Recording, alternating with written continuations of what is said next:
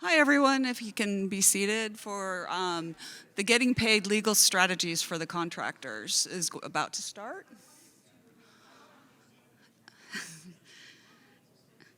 Okay, a little housekeeping details. Just a reminder to make sure your cell phones are all turned off.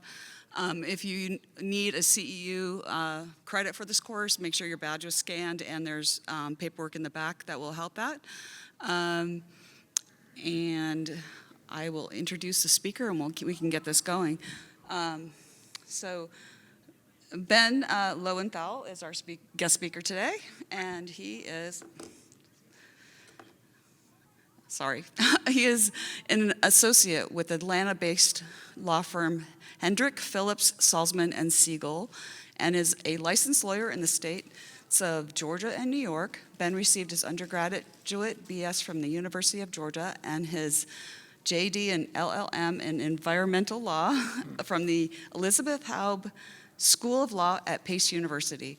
Ben's practice includes representing contractors in a variety of construction-related matters, including disputes involving delays, non-payment, mechanics liens, defective work, and other breach of contract claims. In addition, Ben's work includes drafting, reviewing, and negotiating complex construction contracts. Please join me in welcoming Ben to do his presentation. Thank you. So thanks for having me, everyone. This is going to be a presentation for all of y'all. So I want everyone to raise a hand if they have a question during my presentation. If you have specific issues, let's talk about them. This is your time. I want to make it as valuable for everyone here as possible. And also, I prepared the presentation today for everyone to be able to use it after I'm long gone. I want it to be a reference guide for negotiating contracts and also dealing with payment issues. So today we're going to be focusing on and taking a deep dive in to payment issues for tile contractors. So let me get started. So I don't have to stand up here and lecture everyone about how important payment is. It is the lifeblood of any company, and especially trade contractors, it's vital to have that constant cash flow. So you're doing your good work, you're performing your good work on time, you need to get paid on time. And so we're going to be going over today certain things that you can do to be able to protect that right to payment. These are little things that you'll be able to do in every project to be able to protect those payment rights. And so, where are those payment rights? They're in the contract. It is all about the contract. So it is vital that when you're entering these projects, when you're entering these contracts, you not only review the terms, but also push back on burdensome terms. And we'll be getting into some language that you'll be able to use, going forward. So what can go wrong?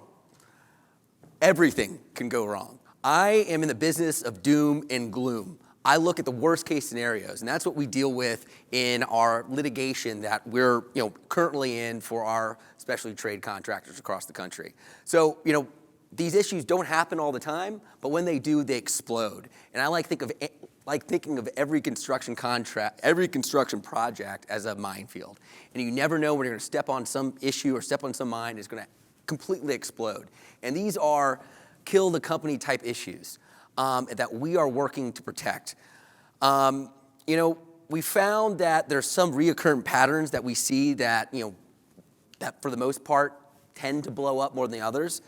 And we'll be able to go over those. Right now, it's know and assess who you're contracting with. That's probably the most important thing. Big issues happen when you enter a contract with parties that you've never worked with before. So those are red flags right there. If you don't know who you're contracting with, be very, very careful in what your contract language says. Know and assess where the money is coming from. Ask the GC or owner what type of what lender are you dealing with? Where is that money coming from? It never hurts to ask, and it's vital to be able to know that there's a constant flow of money for the project. Also, I had a presentation a couple weeks ago with the NTCA about killer contract clauses. Well, we're going to go over some of those again today because it's vital to understand what those contract clauses mean and how they can impact your payment rights. One of the biggest and simplest things that you can do is to comply with your contractual claim notice requirements. This is if there's any change work, if there's any delays, if there's any increased costs. Contracts usually have a notice requirement, within 10 days of knowledge of the event. Well, you have to give notice. And we have clients that come to us all the time that have failed to give notice of event or increased material costs, and they're out of luck. There's very little we can do if there's notice requirements. We will fight for you, but contractually speaking, you've waived that right to payment if you didn't provide the timely notice. And also preserve, protect, and employ lien and payment bond rights. These are statutory rights that states have given you as subcontractors to be able to lien the actual project to pressure the GC and ultimately owner to pay you. Use them. These are tools of statute that are sometimes a little bit complex, but it's important to understand that you have these rights and be able to utilize them to leverage payment. And then finally, if all else fails, pursue collection actions and payment bond claims. So we'll go over a little bit about that today. I like to think about the issues and payment protection phases. These are measures you can employ to encourage timely and full payment. You have the pre-contractual and pre-performance phase. This is when you're negotiating, submitting bids, submitting proposals, negotiating contracts. The actual performance phase, when you're performing the actual work, and the post-performance phase. So what about the pre-contractual, pre-performance phase? What can we do? Due diligence. This is the most important rule, important step that you can take. Do the legwork to know the contractor, know the owner, ask questions, ask where the money is coming from. And then also a little thing that our firm actually specializes in representing specialty trade subcontractors across the country. They've been doing it for 40 years. I came aboard about 3 years ago after practicing up in New York and in Atlanta as well. But we've developed language and little tips and methods that you can use to protect specifically subcontractors, tile contractors. And so that's where all this advice is coming from, over 40 years of experience. And one thing that we found is to condition every bid and proposal on an AIA document A401 standard form agreement. This is a document that has been developed that we consider reasonable. So this is what you want to have. And when you condition your proposal on it, if there's no contract ultimately coming out of it, you already have the backing of a reasonable contract with reasonable terms that you can use in the event that material prices increase or there's some type of delay that's outside your control. So it's sort of a fallback measure. And I'll give you the language that we tell all of our clients to put in their bids and put in the proposals. Little things that'll be able to protect you down the road. And the last one right there, avoid the killer contract clauses, which we'll be going over. Performance phase, biggest thing, timely notices, went over that just a second ago.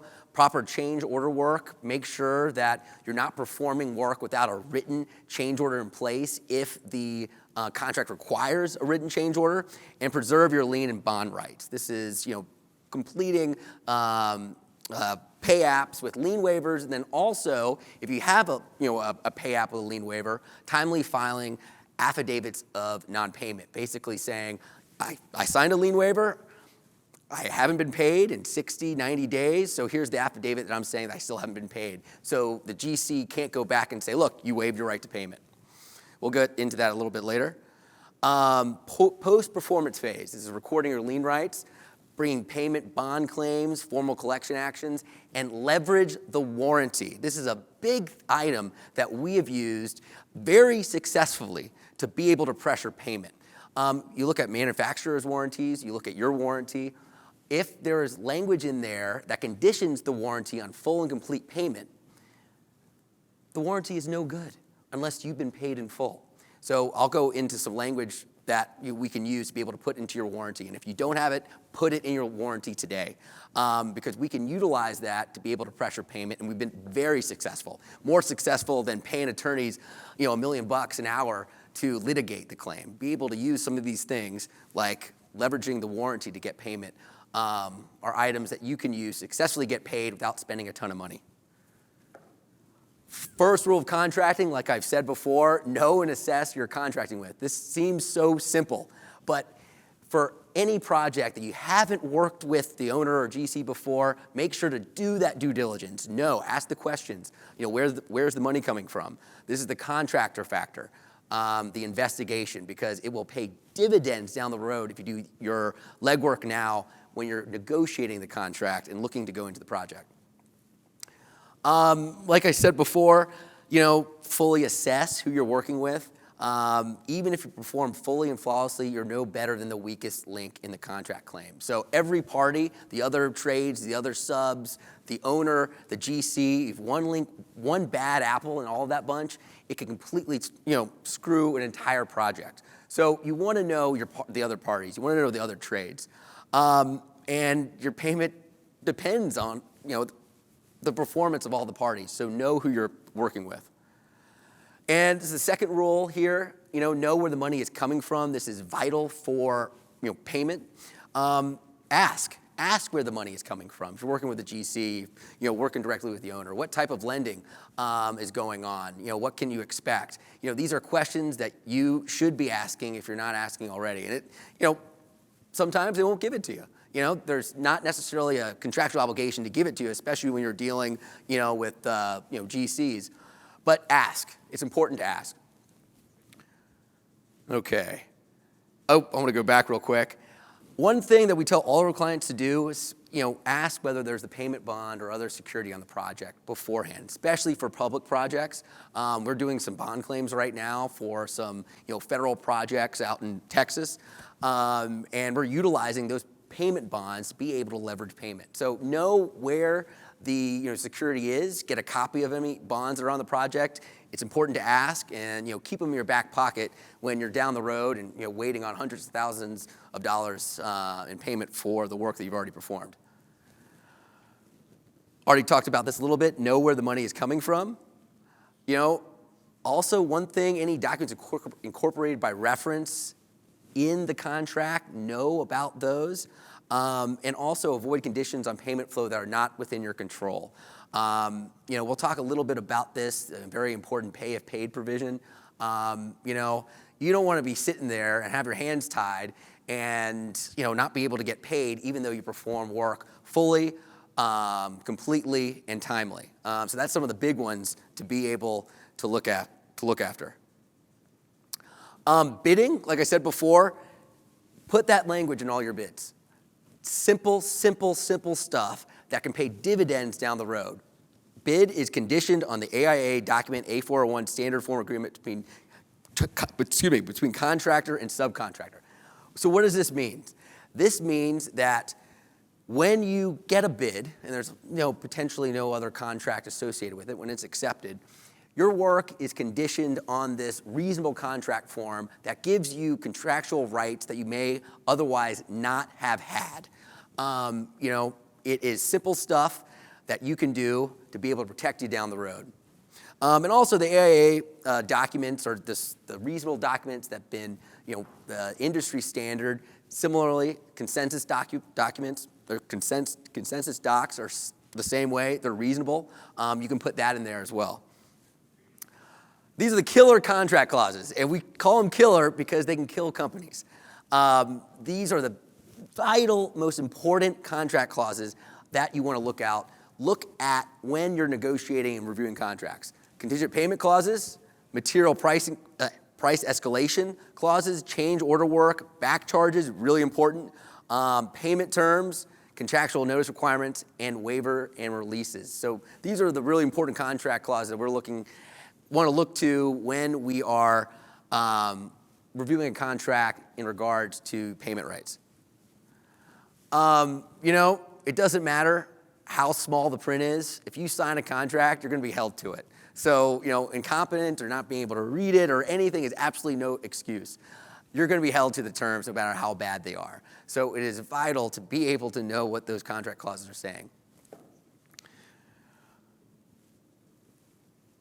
The first one, pay if paid clauses. So what are these? These are terms that condition payment to you upon the GC receiving payment from the owner. So you perform work entirely, flawlessly, completely, and on time. You want to get paid for it, right? Well, if you have a pay if paid provision, and they are, I would say more than half of the contracts that we're dealing with GCs have these terms in them, you don't get paid until the contractor gets paid. And that even means if there's some issue that is completely beyond your control, completely caused by the GC, you're still not getting paid. I just settled a case to where we had a HVAC contractor in a huge factory in Georgia. They had a pay if paid provision in their contract. They did their work completely, flawlessly, and timely. The GC completely messed it up, and we had to settle for far less than what they were owed because of this pay if paid provision. So the contractor did not have to pay our client because they weren't getting paid from the owner because of work, faulty work that the GC did. And it really, especially depending on how big the project is, it can really hurt you if you have these provisions in. So what do we do? How can we resolve these issues and respond to these clauses? Here's some example real quick. Payment by the owner to the contractor shall be a condition precedent to the contractor's obligation to make any interim progress payment to subcontractor. That's what you'll see. Two forms, you pay if paid, that condition, it's a hard line saying that the GC doesn't have to pay you till they're paid. And then a pay when paid, which gives a time element to where, you'll be paid, let's say, 30 days after it receives payment from the owner. Let me go forward real quick. Okay, how do we respond to this? Well, if you see a pay if paid provision, you're going to want to put in there, the contractor shall make payment to the subcontractor within whatever amount of days, here at 7 days, receipt of payment from the owner for the subcontractor's work. Respond with that language. If you see it, strike it out and copy and paste that language into the contract. Also, condition precedent is sort of key terms where courts have upheld pay if paid provisions. Take it out. That's what we tell our clients, that's what we do. Just take out that language. Even just take out condition, because if there's ultimately a lawsuit down the road, they'll have a hard time holding up that pay if paid provision without that language in there. All right, some inserts, what you can do, how you can respond. When you see a pay if paid provision, the red language right there, just put it in there. Put an arrow to it, write it in, even on the contract, it will be upheld. Just say, respond, when you see this, payment of the owner to contractor shall be a condition present to the contractor's obligation to make any interim progress payment to subcontractor. Write this in unless owner's non-payment is due to contractor. That means that when the GC messes up, they still got to pay you. So, little things that you can do. Also, the middle paragraph right there, subcontractor does not accept the risk of owner non-payment to contractor due to the contractor. Put that in there too. These are key language provisions that you can incorporate into your terms to be able to protect you down the road. And it literally is as simple as copying and pasting that language, those words into the contract. The bottom one, there's also an insert that you can do. I try putting multiple versions in. A lot of the times the GC or owner will say, okay, look, I'll get that works for me, let's get this project done. All right, material price increases. We're dealing with this constantly right now. This is a way to protect yourself, to be able to protect that right to payment when you're dealing with material prices that increase dramatically from the time that you initially had your bid or proposal in there. So what do you want to do? First, you want to condition your bid proposal on this material price escalation clause. Put this in there. Due to high volatility in material prices, the prices stated in the proposal are valid only for contract accepted and executed within blank number of days of the date of this proposal. So what does this mean? If you have 30 days in there, you submit a proposal, you're discussing, negotiating, you're working out the contract. Well, let's say there's still no contract after 60 days. Well, in that time period, material prices have skyrocketed. You have the guys from Italy, Spain, they haven't been able, they're telling you that not only is it going to be delayed, but the product is going to be far more expensive. So if you have this in there, you can go back to the GC and be able to say, look, that price that I had in my bid, no longer valid. It was only valid for 30 days. Here's my new price. So that's a way that you can be able to recover that cost. Otherwise, you're going to be held to whatever price you had in your bid or proposal. Also, there's an insert that you can put into your contracts there talking about, if there is an increase in price of materials, equipment, or product between the date of this agreement and when the project is ready for installation, the contract sums shall be increased. This is key language in there, and I purposely put a lot of words in there and purposely put it on this PowerPoint because I want you to be able to use it. Copy and paste this language into your contracts. This is valuable stuff, and we want everyone here to use it because when we all push back, it's an industry-wide campaign. GCs and owners will be far more willing to accept reasonable terms. We're not working on burdensome terms here or unfair terms. We're only pushing reasonable terms. And we found that when more and more and more subcontractors in the industry push this reasonable language, the GCs and owners will be more willing to accept it. And that's what it's all about here, putting us on the same level, same playing field as GCs and owners. Change order work, important. No project is going to proceed exactly how it initially was contracted out to be. And so some of the things that you can do to protect your right to payment, watch out for terms that allow for the waiver of change order work if no written change order is given. We see this constantly. This is one of those issues, a reoccurring issue that we see and deal with all the time. When the GC says, look, we have this change order work, we need to get it done, it's outside the scope, get going on it, we don't want the project delayed, there's a written change order coming, I promise, get started on it. And what do our clients do? Well, they get started on it because they, number one, don't want to delay the project, and number two, they're going to think that the GC is going to stick to their word and give them a written change order. Well, you do the work gets done, you're asking for a written change order, the GC goes, well, sorry, it's actually within the scope of the original contract, no change order here. If you have contract terms that require a written change order, there's not much we can do. So make sure that, number one, if you're doing change order work, make sure there's a written change order. And number two, if you're doing work without a written change order, the contract doesn't have that requirement in there. And I'm going to go forward a little bit. This is the insert right here that I want everyone to use. This is contract language. It's valuable stuff talking about giving the subcontractor the right to payment for change order work. And don't worry, I'm going to be sending this around, and the NTCA will have it.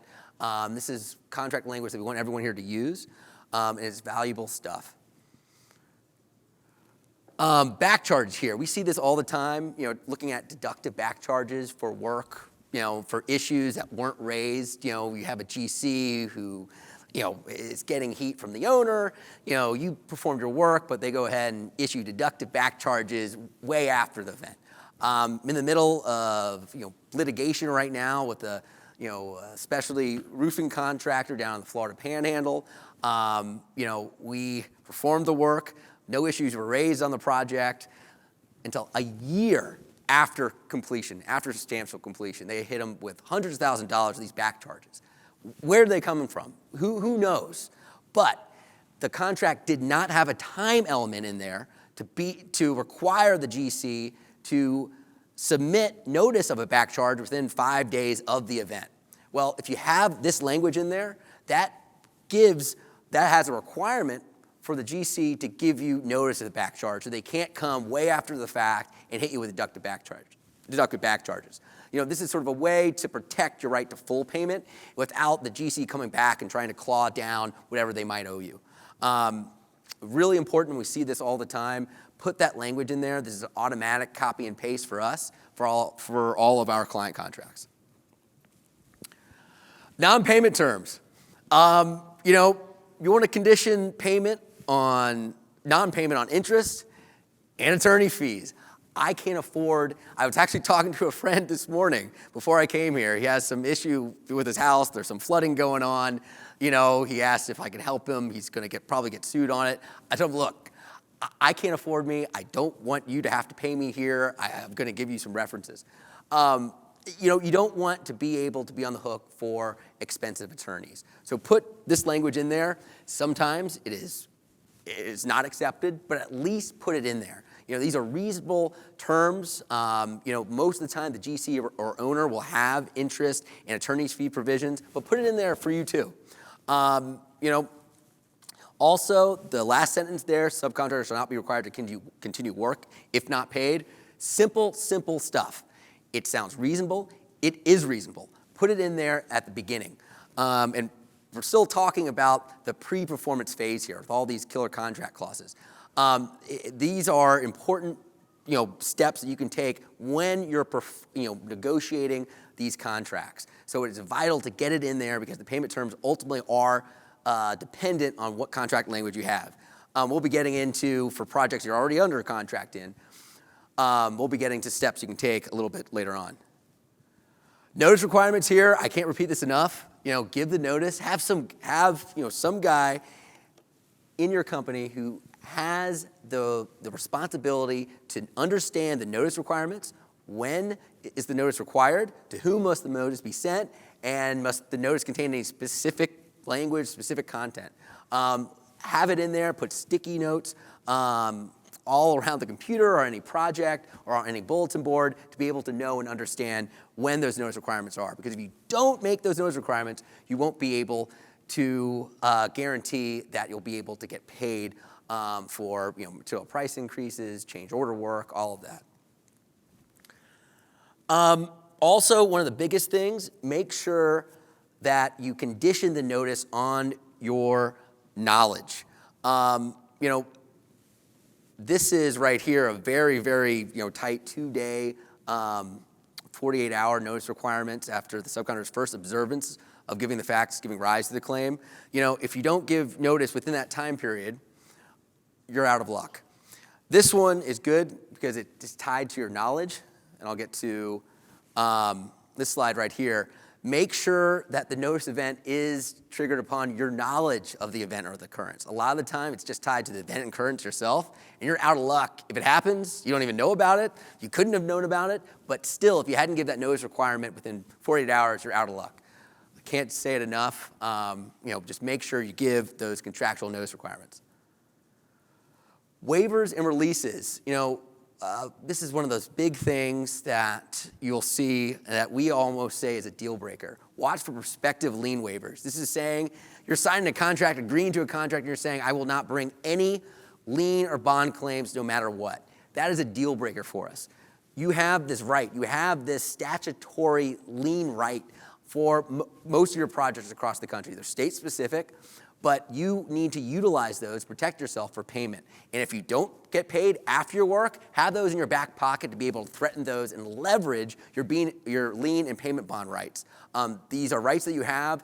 You should use them and be able to think about them when you're seeing a project that might have some issues, might have some payment issues associated with it.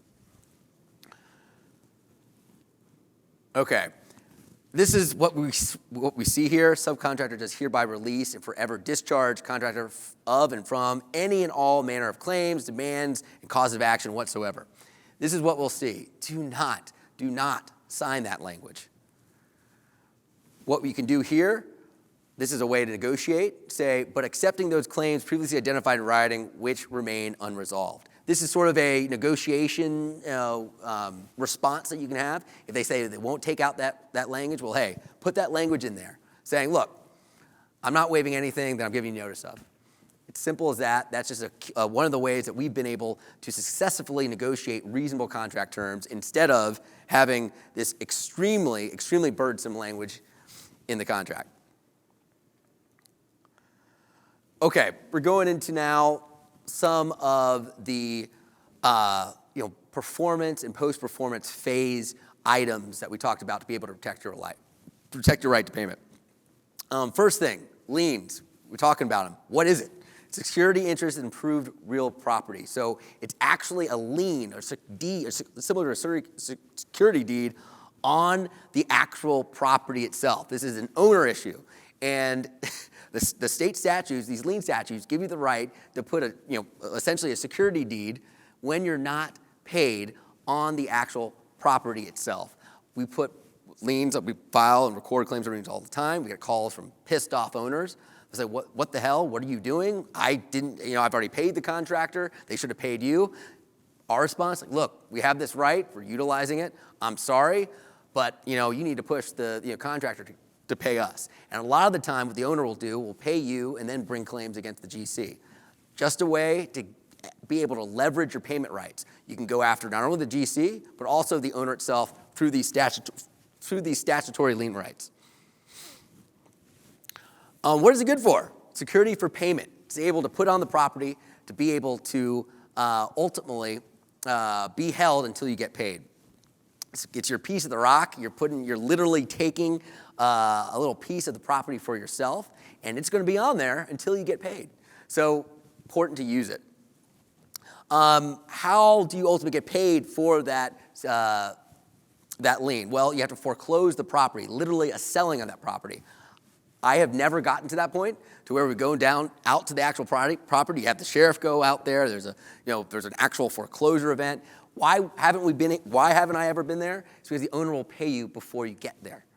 It's a way to leverage your payment rights, and they don't want to deal with the sale of the property any more than you want them to. So they pay you for it, and that's why it's so vital and so important to these payment rights, because you're literally able to get a piece of the project for yourself and be able to secure payment that way. This is similar to what I was saying. What is it good for?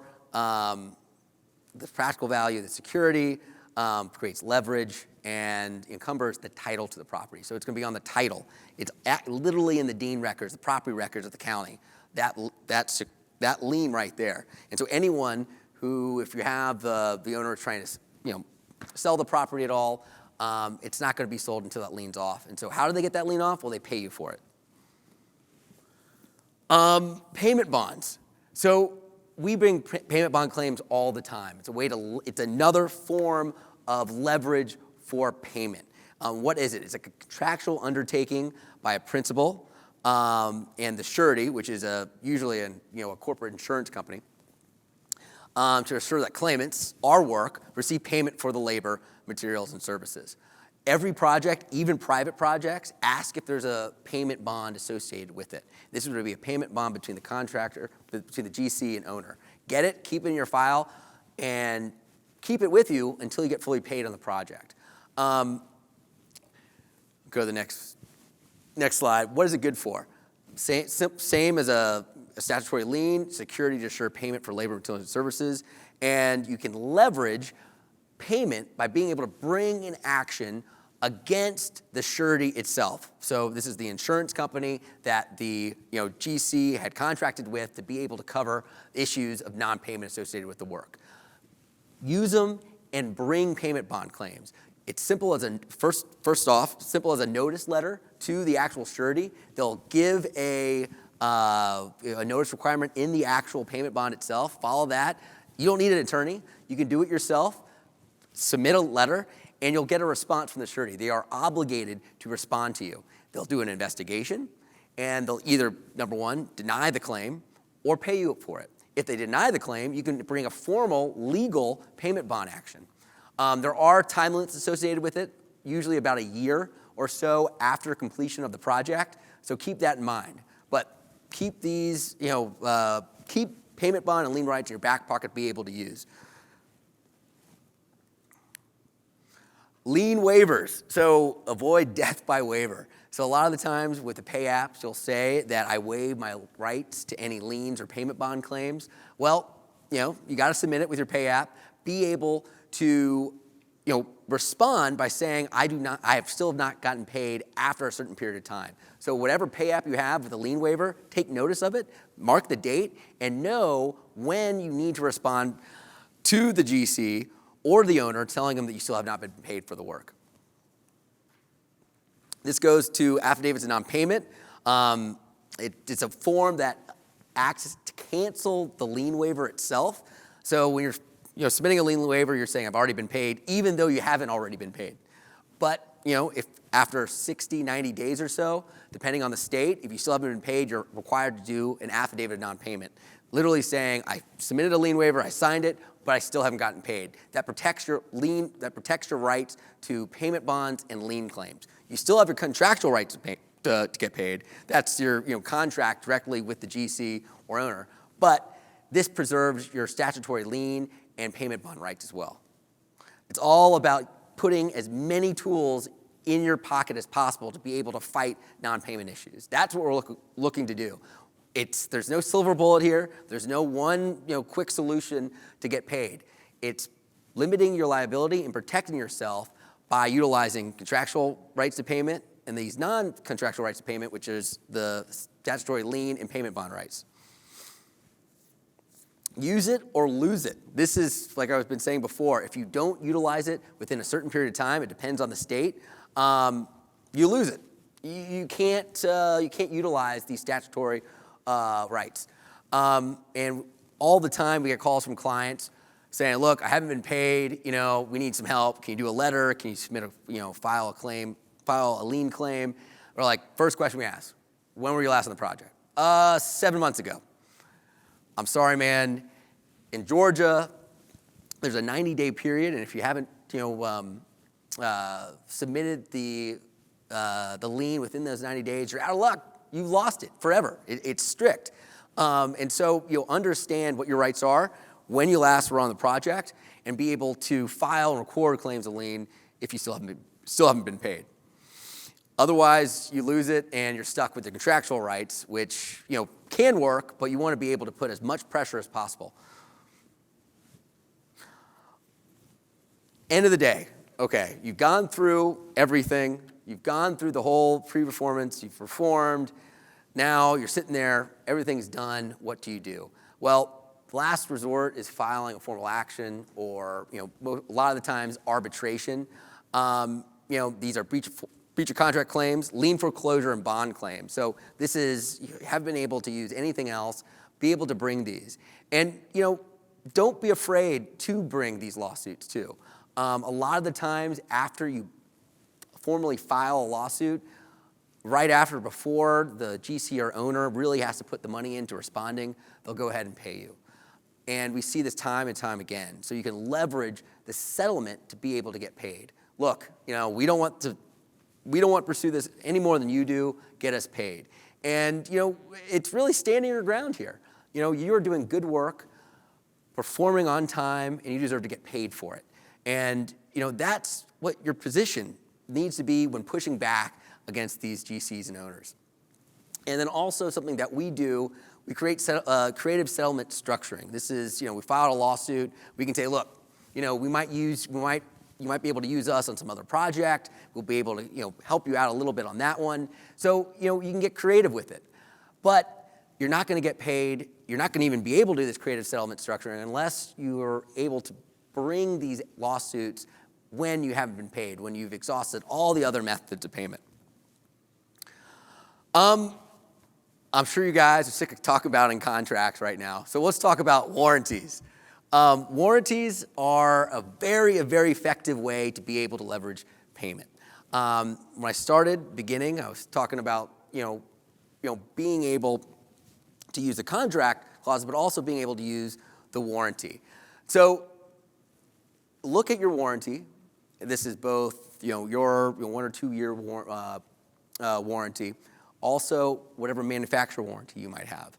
Look at that language. Is the warranty void until the tile contractor is paid in full? Is it? Yes or no? If it is, well, that warranty is going to be completely invalid unless you're paid in full. That is huge. That is huge. What the owner wants, they want that warranty. And you're able to leverage that warranty to get paid in full. There's a couple of issues there. I'll take a step back real quick. If that language isn't in your contract, isn't in your warranty, get it in there. It's vital. It will save you and protect you, on other projects by being able to leverage the warranty. And I don't believe I put the language in there. We have standard warranty language that we give to all of our clients. Email me at the end, give me a call. I'll be able to provide you that language. And there's a little issue there because they can bring a claim of breach of contract against you if you don't release the warranty at the end. You still haven't been paid, but what you have to do to be able to be in compliance with the contract most of the time is you have to release the warranty, give the warranty. Well, if that warranty has the language in there saying, this warranty is completely invalid unless you've been paid in full, then that's just that. Even though you've given the warranty, it's still not valid until you've been paid. Huge, huge, huge point. I think that's probably the most effective way. So if one thing that you take out of this, I hope you take and use the PowerPoint, but also utilize the warranty for payment. That likely would be the first thing that you want to do. It's easy, something that you can do, and it's something that you don't necessarily have to get a damn attorney like me involved in. And so these are all methods, and go right here. My email and phone number are up there. These are all methods for tile contractors to be able to utilize to protect yourself against non-payment. No silver bullet, but you guys are doing good work. You're performing the work on time. You need to get paid for it. So that's what it's all about. I want to thank everyone. I know there's been some time talking about contracts. There are more exciting things to talk about, but this is the stuff I live and breathe. And we encounter the worst case scenarios all the time. And what we see those worst case scenarios coming from are the items and contract clauses that I just talked about here. And so I'll be here. I'll be at the NCCA table after this. This is your time. Let me know if you want to talk, you have any issues. I'll be here, but otherwise, that's my presentation for today. If anyone has any questions. Yeah?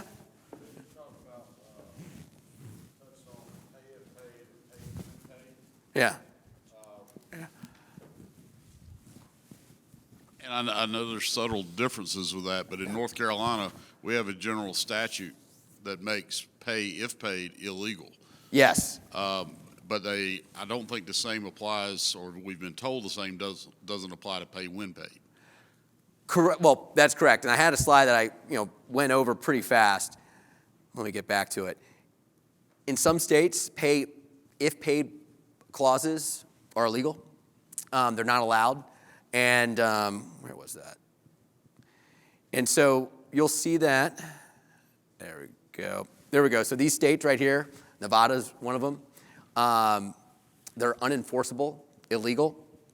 If you go back to pay when paid, so those are generally enforceable. And so if you have, let's say, North Carolina, GC tries to put pay if paid provision in there, what sometimes happens is that pay if paid will turn into, or it can be considered a pay when paid, which generally it's not a complete hard line to prevent payment.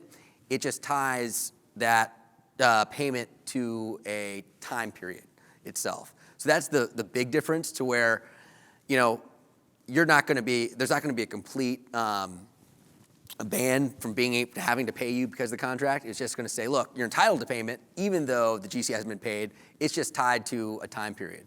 And a lot of the times, if if it works its way through the courts, ultimately, you don't want to get to that point, but they'll consider it just simply a time period for payment instead of a complete ban, like a pay if paid, which is unenforceable in North Carolina. But we tell our clients to operate as if it is enforceable, and make sure that you don't have that contract language in there because you don't want to have to fight about it. That's costing money. So is there a condition you would add, pay when paid, within that time? Yeah. So let me go back, or maybe it's forward. Yeah, so this is what we respond with to turn it into a pay when paid.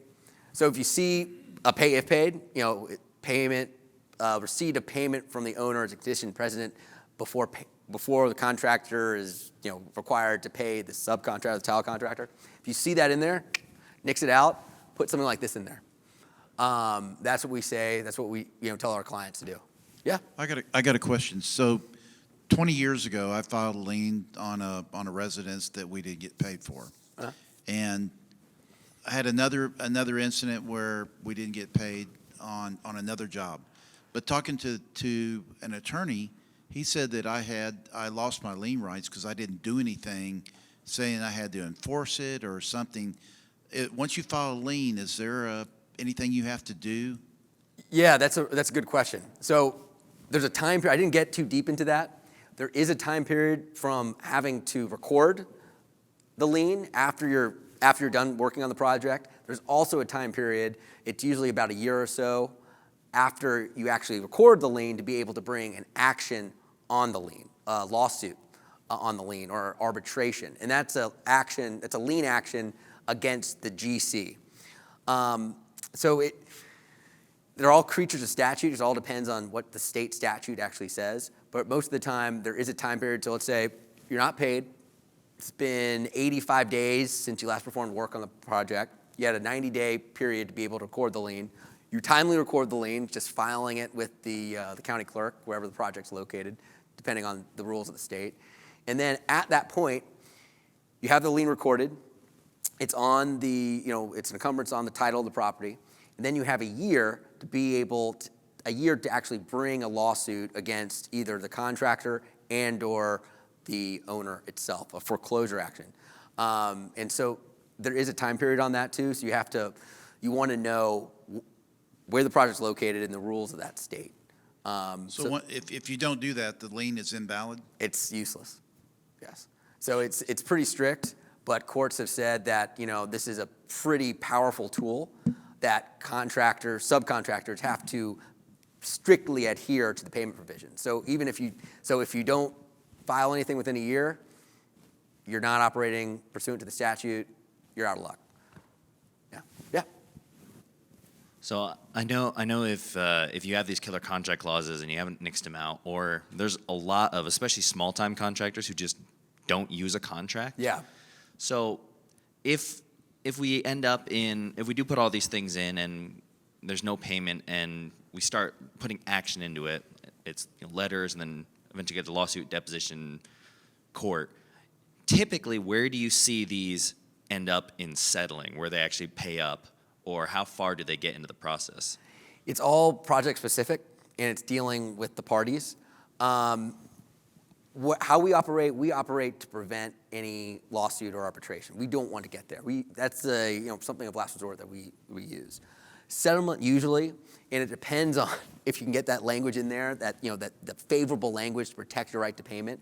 So that if you get that in there, you'll have the GC or owner talk to their attorney, and they're like, you got to pay these guys, man. You got to. That way we settle pretty quickly because we have the teeth and the contractual language to be able to protect us. If not, most of the time, if it's a big project and it's something that we know that we did good work on, we don't want to eat it. It's a business decision at that point. How much is it going to cost to pursue this? If it's big enough to where you want and need to pursue it, a lot of the times it's either right after filing suit or that time period, that 30 days or so when the GC or owner has to respond. A lot of times it settles there.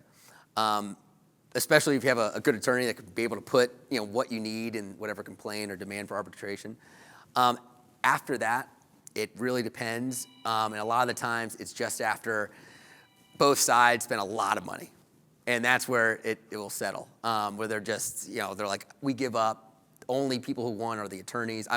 The only people who win in big lawsuits most of the time are attorneys, because everyone will spend a ton of money to get there, and they'll literally, they'll settle for exactly what they were negotiating before at the beginning of the lawsuit. And who won? The attorneys. That's why we don't want to get there. Yeah. Oh, and for those guys that operate without contracts, are they essentially, in a lot of these cases, giving up their rights to payment if they don't have anything that guarantees them? They're not giving up the right. It's you can have a contract without being written. You can have a verbal agreement, but it's a he said, she said situation. And if you're fighting over it, you're going to get someone there that says, well, that we agreed to that.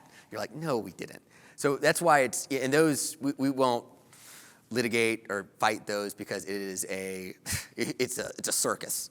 The biggest thing that you can do, number one, put together terms and conditions. We have standard terms and conditions that we give to all of our clients to be able to use.